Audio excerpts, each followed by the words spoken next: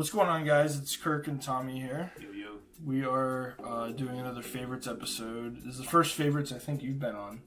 Oh, really? Is it? I think, yeah. Okay, yeah, I think it is. I think it is, yeah. We were actually planning on doing Inception, but then after watching Inception and then taking light notes on it, and then a few days later, Tommy and I were going to watch Inglourious Bastards, and then I remembered that Tommy J had never seen Django Unchained. So we immediately changed it to Django Unchained, and we just watched it again, what was it, 2 days ago? Yeah, 2 days. 2 days ago. Yeah, 2 days ago. It was 2 days ago, and then we just watched it again today. It's a 2012 film directed by Quentin Tarantino, written and directed by Quentin Tarantino. Shit, that's a 2012 film? Yeah. 2012? Yeah. Holy shit, I thought it was like 2018. That's crazy. No. Hateful Eight is 2015. Oh my god. And then Once Upon a Time in Hollywood was 2019. Wow. So, yeah. That is crazy. Okay, that's pretty cool. Starring Jamie Foxx, Christoph Waltz, Leo DiCaprio, Kerry Washington, Don Johnson, Samuel L. Jackson. I'm sure I'm missing some people. Walton Goggins. Yeah. Quentin Tarantino at a certain point. At 2 certain points. Yeah. So from the beginning, we really understand that this film is essentially a visual novel. The way it's just like all the visuals are set up. There's so much detail to everything. Even when you can tell parts of it have been shot on a soundstage, it's not like it feels cheap. Right. Like the parts in the movie where it's real blacked out in the corners, you can. To me, that immediately just screams like set with fake trees and stuff. Right. But it looks so good that it doesn't matter. You know what I mean? You're completely sold on the visuals of the set. Yeah. And it's like a picture book, but they made, I don't know, it really is. That's what I mean. Like, that's the only way I can think of to describe it is just a visual novel. Yeah. The scenic settings and wordy characters, they just evoke the feeling of a book, for sure. I didn't write a lot about the beginning, but I just like the other day when we were first watching it, the first 10 minutes of that first meeting where the guys were slave driving Django and the other guys, and then Schultz shows up. Yeah. What did you think about all that before we even got into the? Yeah, that was like a jumble of thoughts because first of all, he pulls up in a little dentist cart thing with the tooth on the top. Yeah. You're just like, what the fuck is going on? And then these guys have slaves, so you're like, what interaction is gonna even go on? And then he's like, I'm looking for a pair of slave traders, and then you're like, a dentist is about to buy some slaves or something. You know what I mean? Yeah. And then it just goes that entire scene is just everything that happens next it gets crazier. Every next scene of that whole it just gets crazier. It's fucking insane. One of my favorite parts, it's probably a lot of people's favorite part, but when he first unlocks Django and he flings the blanket off of him, I just like that shot a lot. It's really cool. That's his superhero moment right there. Yeah, that's his. Yeah, that's he's literally free now. Yeah, it's so sad to think about the fact that it's there to begin with, but then it's also well, at least it's good that he's not. I think that's why he's in a better situation. That's why Schultz was like, that iron is nasty business. Yeah, you know what he really meant? Oh yeah. But yeah, I think from the get-go, Christoph Waltz and Jamie Foxx just have a really good chemistry together. They play off each other really well. Christoph Waltz, it was established that he could do Tarantino really well in Inglourious Bastards, which we still got to see. Yeah, I've seen it, but Tommy J has not seen it yet. It's just expanded upon in this in a different way, because in Inglourious Bastards, like I said, he plays a Nazi. Oh, wow, he's okay. He is a Nazi. He's not a good guy. So he's a bad guy in Okay. Inglourious Bastards. Yeah. In this movie, he's one of the best characters in the movie. Okay. In my opinion. The first scene after he gets Django, they go to this small town, and he takes Django into this bar right as they're opening. I think he says they're opening in a little bit. Yeah. And the guy freaks out, and he goes and gets the sheriff because he has a black guy. The guy literally freaks the fuck out. He freaks the hell out, yeah. And he goes to get the sheriff, and then he comes back, and the sheriff's like, all right, boys, come on out. He thinks it's just like run-of-the-mill encounter. He almost like a prank, like you guys are pranking me right now. Like, all right, guys, like, I'm here now, blah, blah, blah. Like, very by the numbers kind of just interaction. So then he starts standing outside, and they come out to meet him. And then he starts talking so much shit. Yes. And it's so funny because it's so obvious, like, that he himself is building his own character in that moment because he's not really who he says he is. Right. But you don't know that until he kills him, and then he's like, now go get the marshal. Yeah. And then he starts telling Django about what's going on. But it's just really cool. It's really well done. It's especially, I think it's really memorable. Like the first time you see it, it's like one of those scenes that sticks with you because you're like, dude, he just executed this guy in the street, no problem. And like before you know what's going on, you're like, this guy's a monster. Like, oh my god. And I mean, he's still pretty cold. Yeah, he's a hitman. Right. Like he's yeah. But at least there's like he's not just hunting innocent people because that's what you think. At first, you're like, it's just the sheriff, bro. He's an old man sheriff. Like, what are you doing? Like in the way his little, like I said, his Assassin's Creed pistol comes out of his head. I literally thought he was just some cold executioner. Like, Django, I'm gonna teach you how to fuck people up. You know what I'm saying? Like literally. Like, he kind of does. He does. Yeah. In the end, just not the way you expect. Yeah. Right. So then after that, Django and Schultz discuss what Django's next step is going to be, becoming a free man. And he says that he's going to go try to buy his wife's freedom. So then here, Schultz sets up the whole mythology of, or no, it's later, right? Here he says. Here he says the whole thing about, hey, I'm going to be a bounty hunter for the winter. You should help me, kind of thing, right? Well, he does. So he tells him about the wife here. He's like, "What's your wife's name?" Oh, and then he's like, "Brumhilde." And he's like, "Brumhilde." Like, in the German way. Yeah. But then he explains it later in the movie. Explains about it later. the whole Because I think he just says, does he? It's like I it think, is later. Yeah. Like he actually explains the whole story later because like the Brumhilde thing he says right there, and then he's like Brumhilde, and then he's like, "Were her owners German?" You know. Right. But then like later when it's like dark and shit, that's when he's like, "Brumhilde has a story," and then he goes over. But is that all about the same part? No. It is spread out. Spread okay, that's what I thought. Okay. They set up the beginning of that because he says, "Oh yeah, everyone knows that myth." Blah, blah, blah. Every German knows. And then so then it's later. But anyway, he sets up the myth of Brumhilde, and then the prince to go get her is named Siegfried. Yeah. What are you laughing about? Crazy Just motherfucker. I'm just crazy. Yeah. He said Siegfried.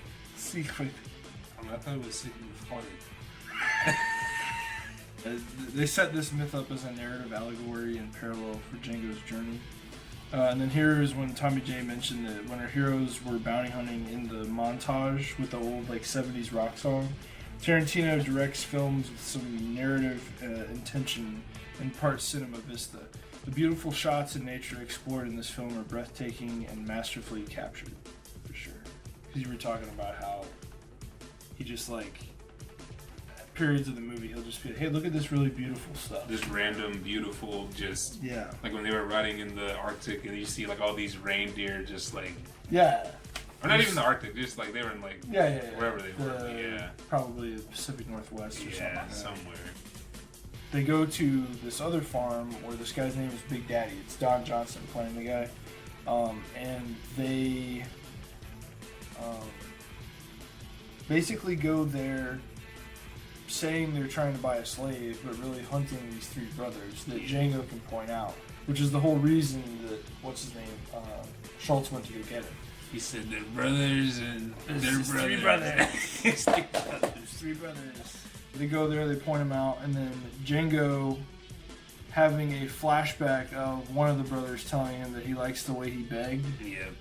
I like the way you beg, boy. Yeah, he returns it with shooting him right through the heart and telling him he likes the way he dies, which is my favorite line in the whole movie. Ever since like the first time I watched it, that's still just always been my favorite line. It's just a good line. It's like the perfect manifestation of revenge in like one line, you know.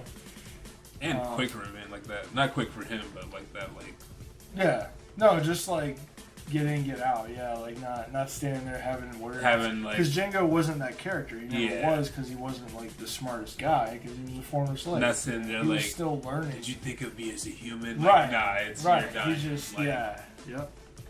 And I like that a lot about Django's character. He wasn't like cruel, but he was vengeful. You know what I mean? There's a difference between that. For sure. He wasn't, hunting them down and killing, or he wasn't hunting them down and torturing them before he killed them. He was just killing them. Yeah. Anyway, it's a really good scene. It sets up a lot of stuff, but yeah, to me, that's the best part of all of that section of the movie is when he has the line. I really adore Schultz and Django's conversation in the bar discussing Candyland and the role that Django will have to perform as a black slaver. Yeah.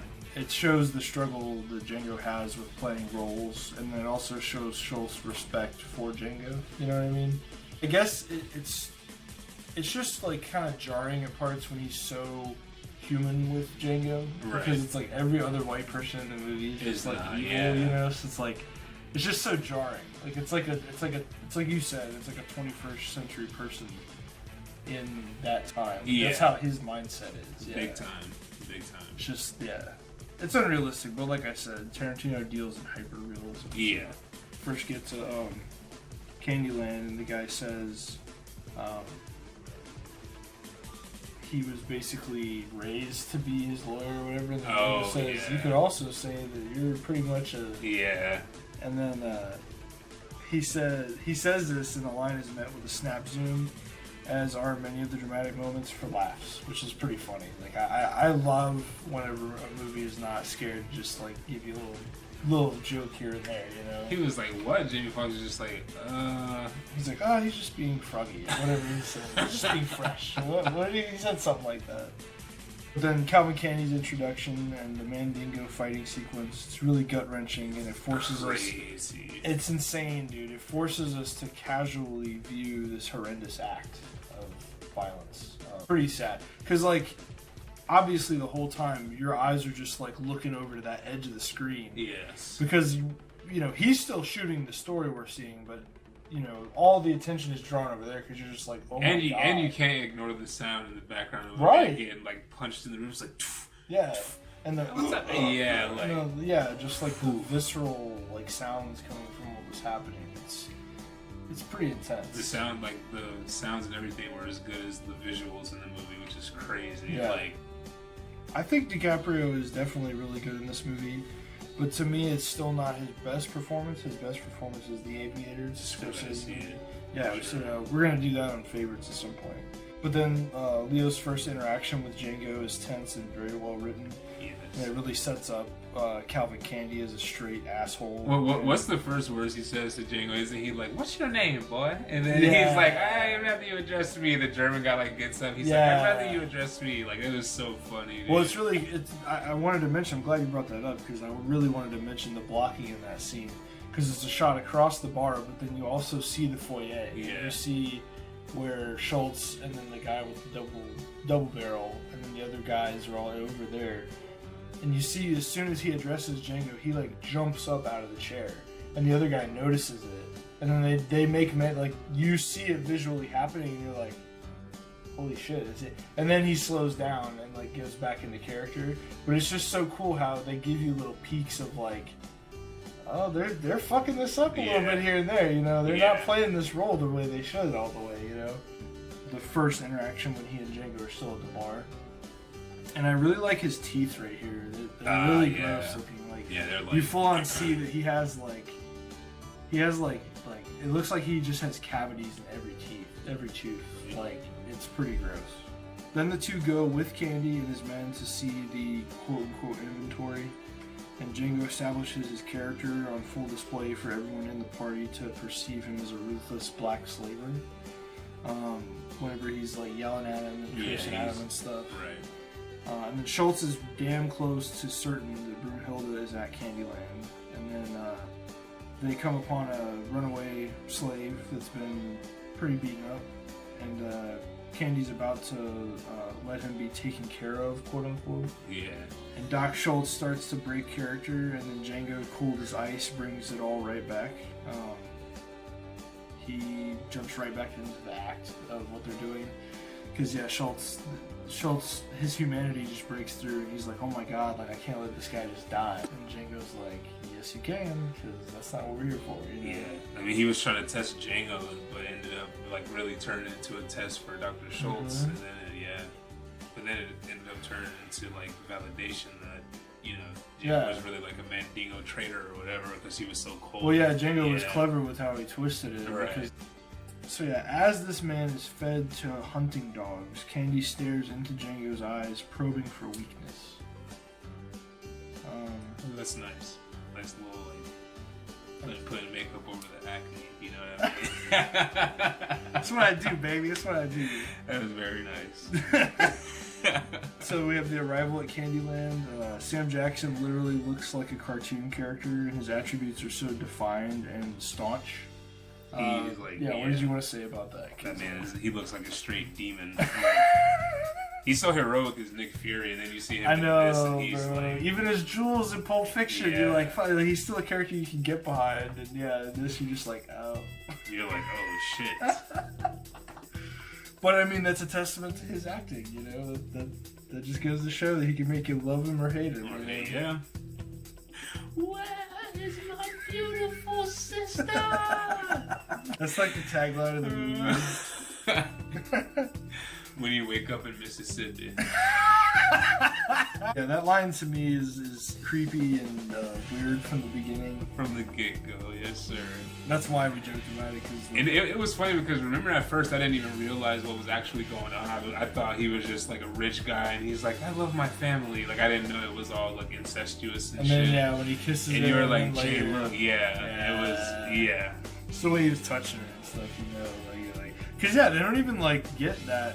Like, because at first he was just kind of just get those vibes. Yeah, the vibes. Because at first he was kind of saying, it throws you off. He's like, oh yeah, she was just divorced, and it's like, oh okay, she had a husband. She's living with him now. It's okay, but nah, it's like it's pretty. It's the deep dirty south, the dirty south.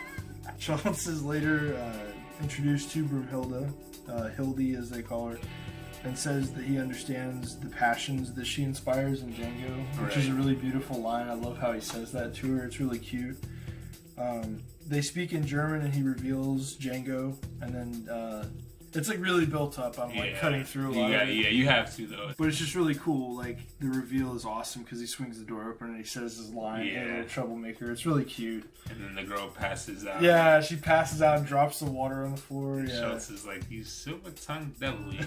That was so cool. That was one of the best moments. Yeah, it was a wholesome moment. Yeah, that was like one of the few like purely wholesome moments in the movie. Yeah, hey. You gotta give him a little ray of sunshine here and there. Yeah, Tarantino knows how to lure in the fish, I should say. Yeah. Later, when they're talking about specific qualities that Schultz wants in a slave, he says that he wants one with panache. Yeah. So then this is where Steven asks Candy. Steven is Sam Jackson's character. He asks Candy what it means, and then to which Candy pauses and then raises his fork to Schultz, showing us that neither of them know what the word means. But before though, Candy tries to act like he does know what it means. Yeah. He's like, that means and then he like goes ahead and lets Schultz explain. Because he starts to act like he does know. Yeah. And he's like, well, and then he holds the fork up to Schultz like, yeah, come on. But then we see Steven investigate Hildy's interest in Django, implying there's a difference between ignorance and stupidity, and the movie knows it. So like it just shows you that Steven may be ignorant, but he's not stupid. You mean ignorant? They're speculating the value of the Mandingo that they are discussing, and this is where Candy kind of gets. Django is speculating the value of the Mandingo they've been discussing, and I think he offers 9,000 when it's valued at, like they originally said they wanted to pay 12,000 for one. So then Candy gets pissed off because he's like, "That's not the reason I brought you here. The reason I brought you here is because you said you were going to pay 12,000 for one, and blah blah blah." He said, "If I want, it's a flowery negotiation." What were you going to say? No, I couldn't. Never mind. No, you good. Oh, okay. Yeah. I was just gonna quote Candy, but I forgot. This is YouTube. Yeah, unfortunately.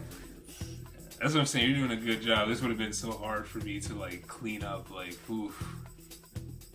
So then Candy pulls Hildy to the side and shows the party her back, displaying the scars as if a sensation and not the horror that it is. And his sister calls him out. She's like, Calvin, like, this is, At dinner, yeah. Yeah, like, we're eating. We don't want to see her tore up back. I think that's literally what she says. And it's weird because it's like, wait a minute, that gives you a little dose of like, wait a minute, you're human? Like, it was like so weird, like, seeing, like, her saying that in the movie, like. Mm-hmm. But I think it wasn't to show you that she was human. It was to show you that Candy is depraved. Yeah, like, he's not just like a racist piece of shit. He's beyond that. Like, yeah, it's pretty intense. That's kind of what DiCaprio brings to it, which I didn't really realize until this last time seeing it. He's really good. It's one of his best performances. Can't lie. I didn't think that before, but after you were like, bro, I don't know, and then I just thought about it some more. I'm like, you know what? Did I Inception you though? Like, maybe you did. I think maybe we're in Leo's dream right now. That's why I'm like, Leo's a good actor. He's like, he wakes up. He's like, it's a beautiful morning. Steven takes Hildy to the side in the kitchen and he interrogates her about what's going on. And he's like, I thought you said you didn't know that guy. And she's like, well, that guy. Yeah. And then she's like, oh no, I didn't. I don't know him. And he's like, why are you lying to me? Blah blah blah. Because the fact that he knows, so like the conversation builds exponentially because he knows now that she does know him, and then because she lies, he now knows that she's lying about it.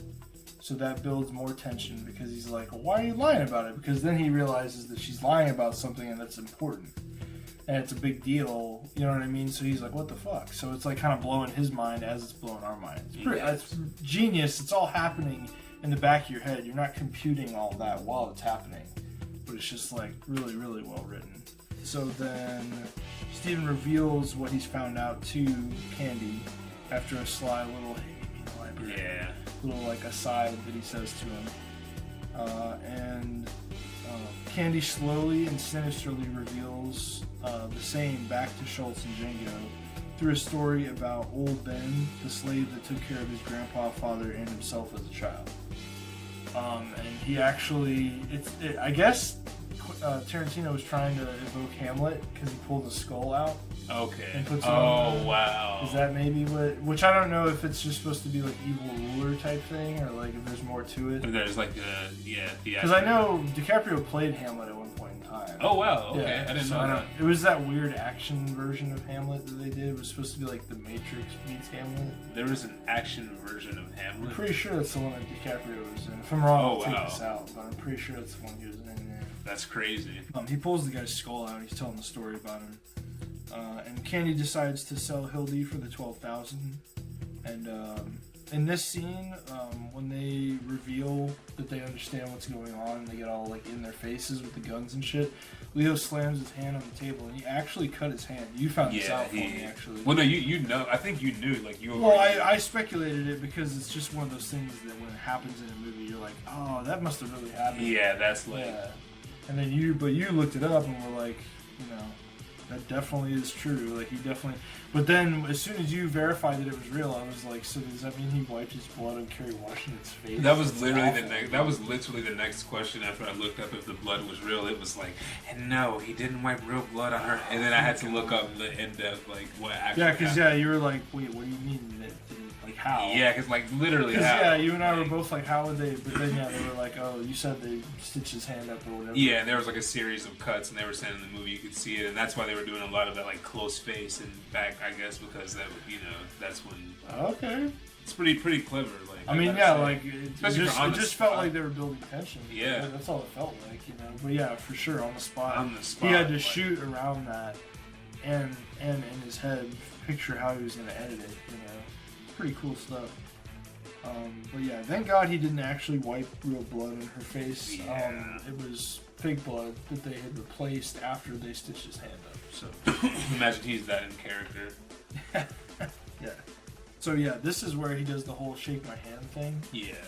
And it's like really weird. Like explain, because you were like, explain what your thought process was. Well, just because he's like trying really hard to get him to shake his hand. He's like, come shake my hand. That's the customs around here. That's how we do around here, brother. And then like Schultz is like, I don't want to shake your hand. I'd rather do this. And then he's like, well, a cell ain't a cell unless you shake my hand. And he pretty much like has his little henchman about to kill the chick if he doesn't shake his Hildy, hand. Yeah, they're gonna kill Hildy. Yeah, and then so eventually the German guy ends up killing Candy. You know, Schultz ends up killing Candy. But I was just like, why? That's like the thing, they do that a lot. Yeah, through the heart. But it's like I just didn't understand like why they had Leo want to get him to shake his hand so much. It was like I was just asking like if he would have shaken his hand, maybe the German guy would have died anyways. Like maybe the henchman would have just like. Right, like what would shaking the hand have changed in the outcome of the situation? He's like, right. He shoots him in the back like like old gangster. Schultz shoots and kills Calvin. Schultz turns and looks at Django and says, "I'm sorry, I couldn't resist." Yeah. And then he gets blasted. He gets like fucking like that gun throws him across the room. Sorry, that gun threw him into that bookshelf. Yeah. And then all the like pages of the books come flying out. It was really cool. It felt like a John Woo movie. This guy did like Face Off. Oh, okay. Face Off with all the crazy like spinning action and shit. Yeah. Face Off is crazy. Face Off. Yeah. I'm doing a it's actually funny we brought up Face Off. I'm doing a top 10 versus. I told you about this, right? New Gamer Family on YouTube. They actually asked me on my Demon Knight review to do a collab with them. No way. We're gonna be doing top 10 American versus top 10 British action films. Oh wow. And I put Face Off in the mix there. So. Nice. Yeah. We'll see. I think I'm gonna get bashed a lot for my list, but I still think I'm gonna win because American action movies are. You're gonna do like Transformers, Transformer 2. Oh no. Transformer Rise. It's not of the trash. Dinosaurs. It's just not what I think most people would pick is the best. All of them the best. Yeah, he Hooch, the guy with the double barrel, shoots and kills Schultz, and then Django pulls the guy's revolver out, shoots him like right through his heart, again like another heart shot. And then he just starts blasting all the people in there. Django goes completely he goes like bonkers. It's awesome. Bro. So then they get Hildy again. Who is it? It's Steven and then just some of the other men, right? Yeah. They get Hildy hostage and then Django's kind of forced to give himself up. So the next morning, Django's kind of hanging by these chains and Walton Goggins' character Billy Crash comes in and he's literally there to cut Django's testicles off. Yes. And has the knife ready, like the tip of his red. He's got it like lightsaber red. Yeah. Like he's got a Kylo Ren that shit. Yes. So Steven shows up, kind of interrupts it, and then telling him that they're gonna give him to this mining company, like the Weinstein company or something. I forgot what the name of the family was. This is the Weinstein Mining Company. He tells them that he's going to be sent to this mining company, given to them free of charge. They're not going to charge any money for him. And he's also going to go through like really terrible conditions. Yeah. And like just pretty much giving him dread, like trying to make his mind dread. And en route there, Django devises an escape plan and uses his first handbill to prove to his escorts that he, in fact, is the bounty hunter he's telling them he is. And we get an Australian Tarantino here, which is so funny. This was really funny, yeah. Like, watching it again, I completely forgot that Tarantino was even in the movie. Yes. But then, yeah, his performance is spotty. I think he himself does a good job. It's just his accent is very spotty. Yes. Because in parts, it's like, oh, it's pretty good. And in other parts, it's like, he's doing an accent? Yeah, it's like are you from Boston or something? Yeah, like, are you just what's playing going Tarantino on? and cowboy hat? Like, but then, it was weird. Like, there were certain moments where it sounded really good.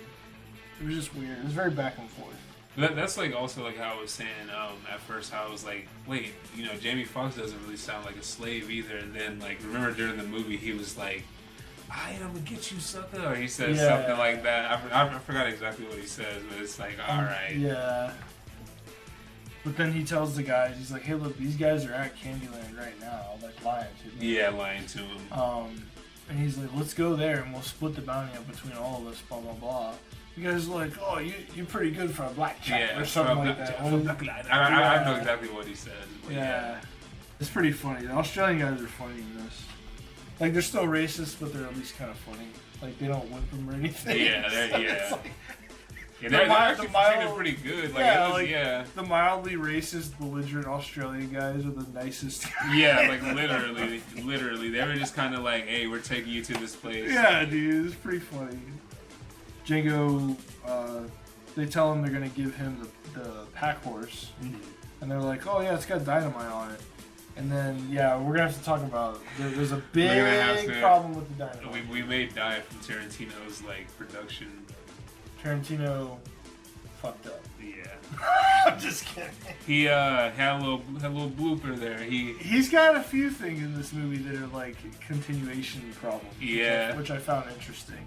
So once released, Django completely lets loose and just like executes these dudes. Yeah. Oh, and before that, Tarantino takes the bag of dynamite and throws it in the slave cage. Yeah. And he's like laughing at it, but he's laughing at it a little too hard, I think, bro. Like, it sounds like he's genuinely like he's like I really put some M80s in here. Like, he like actually put dynamite in there, live dynamite. He's said scary. If it goes off, it was an accident. Yeah, right.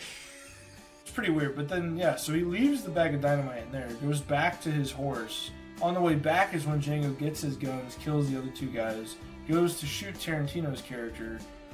Shoots him, and then he explodes like he still has dynamite on him. You can see the dynamite strap on him, like right. Literally the strap of dynamite that he throws in there. He has a strap like he just right has it around him again. like, Yeah, it's like, what? But then he's coming back towards them, gets shot, blows up. Django goes over to the cart. I think he gets dressed or like gets his coat or whatever. Gets a hat, goes gets a horse, goes over to the cart, the cage with the black guys in it, and Jesus, that's so weird to say that. And he's like, hey, toss me up that bag of dynamite, and then they throw it to him, but the bag of dynamite's there. Yeah. So it's like he's put the bag of dynamite in there. He got shot, blew up. Yeah. And then the bag of dynamite's still back there. It's still there. He must have had that video game dynamite. It's like ×3. I guess. That shit just he had stock reappeared. 3. Yeah, stock 3. You're right. Yeah, okay, that's what it was. So he goes to get him and Hildy's papers from Schultz, and then he kisses his hand and like puts it on his head and says, "I'll be to them." Like goodbye in German, right? Yeah. Or farewell or whatever. Yeah, see you again. Okay, see you again. That's right. He says that, and then he avenges Schultz and D'Artagnan by killing the. Doesn't he like grab his head or something when he says "Auf Wiedersehen"? He just like puts his hand on his like head. Oh, that's what it was. Okay, I was gonna say I thought it was something. He kisses his hand and puts it on his head. That's as if, what like, it is. Like I love you. Yeah, forever. like thanks for being thanks for doing everything you did for me, kind of thing. Yeah, I mean, he did the ultimate thing for him. That's crazy. True. To be a slave and get your family back after y'all were separated. And like this man literally died helping you Yes. do that, bro. Like that's that guy, bro, for sure. You think PTSD got to him in the end, bro? Yeah. That shit's so sad. Cause like when they were showing honestly though, like I would rather go out like that than live with PTSD will fuck your life. Bro, when they were showing the scenes, like I had PTSD. Yeah. Like, oh no, the editing was very precise and very effective for sure. He knew exactly when to cut to 2-3 frames of the guy getting killed, and it's really cool because him getting that, it kind of reignites his vengeance, like his vengeful soul. You know what I mean? He gets upset for the guy because he even tells Canier before he shoots him. He's like, "I was thinking of that poor devil you fed to the dogs today." Yeah. It's just like, damn. Like he's just being outright with his emotions. Like it's just the most straightforward you've seen that character be. So it's like he's not shit. like oh I'm clever. Like it's just straight. Like he's like, this is what I'm thinking about. Fuck you. Like. It was pretty great. Really, really good performances in this movie. I think by every actor, like in very different, specific ways. I was even going to make mention of Kerry Washington. I think the little bit she's in this movie, she's really good. She kills me. Yeah.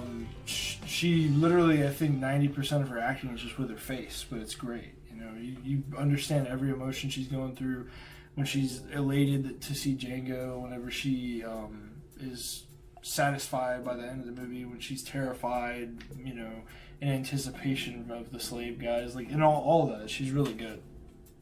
And it's hard to just act with your face, you know, and have essentially no lines. Do you have a favorite character in the movie? I know you're a Leo fan, yeah, so I know you're probably going to gravitate to Candy. I knew you were going to ask me this, and I got to say, I cannot even... It's like, I can't... There's just too many good characters. Yeah, there's just too many good characters in this movie. So I mean, of course, there's Django. Yeah. There's the man himself, but... Because you got Django, you got Sam, you got Schultz. Schultz is great. Schultz, oh man. Yeah, Sam's character's so hilarious. Many, Yeah. Like you said, Leo. I don't know. It's yeah. I just feel like by picking a favorite, it would like just invalidate the other like beautiful performances in the movie. Like it's yeah.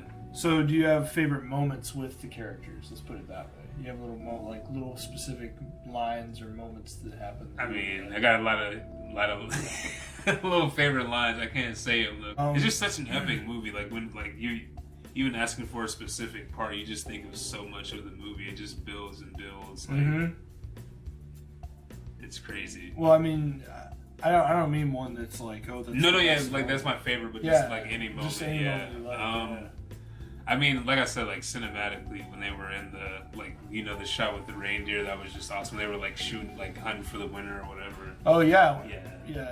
That when they awesome. Ambush those guys, that was like dope, bro. the whole shooting montage when he's shooting the snowman. Yeah, that was really well shot. Yeah, I can't even.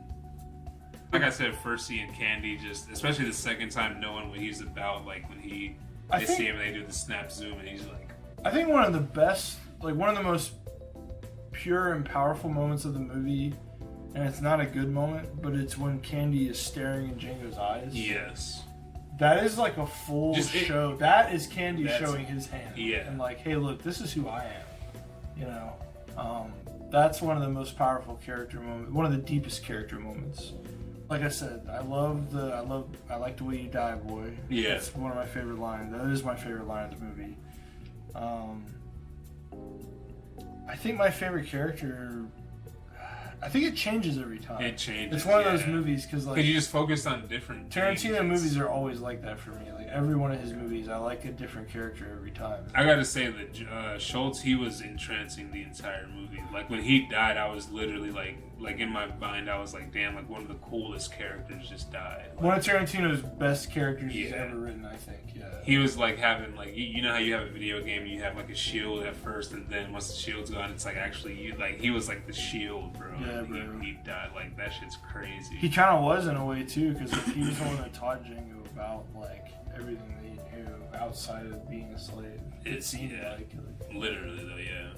Out of 10. I give it like a 9.5. 9.5, bro. Holy shit. After watching it again, that movie just. Yeah. I would say it's a solid 9. I gotta give solid 9. I gotta give it that little. Because there's a few little moments that take me out of it. There's a few like parts where it doesn't quite line up right, and that's being like the fun police. That's like really nitpicking. That's shaking through it with a fine. That's not like stuff you just see right off the bat. Right off the bat, it's a fucking 10 out of 10. You know what I mean? It's one of those movies that it's so entertaining and it's so intriguing, so well written, so well shot that it's every bit of it. Like Tarantino's just a master of movies. Like every aspect of movie making, he is just on it. They should make like a VR of fucking Django. And just like have it where you can like be in the set and just be like, wow. That would be insane, bro. Yeah, you just go like in the houses or whatever. There could be a Django game. Like there could literally be a Django game. They could do a Red Dead type game, but for Django. Yeah, definitely. If you could play as the different characters and shit, that would be awesome, bro. But anyway, I would say it's a solid 9. You said 9.5, so this is easily a favorite of Lane Flicks Media. Yeah. It's a newer movie. We're going to try to go with older movies soon with the favorites, but we just keep happening upon. Like, this was a spontaneous thing. We didn't plan this one. Very. So, I hope Inglourious Basterds isn't a favorite, and then it's just like, oh, you just like Tarantino, but you know what I mean? It's like, fuck. Yeah. But shit, I mean, I really want to see Inglourious Bastards now. Oh, After yeah. seeing Django, it's like this. Because man the is thing a about genius. Inglourious Bastards is there's so many other, like, it's not focused on one On character one, like right. Django. Because Django's not really focused on one character; it's focused on him and Schultz. Right. But even so, it's a few characters, whereas Inglourious Bastards is like 8 characters. You know what I mean? Okay. And then you jump back and forth to like Nazi people and different characters overall. There's way more characters in Inglourious Bastards. Okay. But it's about a war, so it makes sense. It's about Nazis.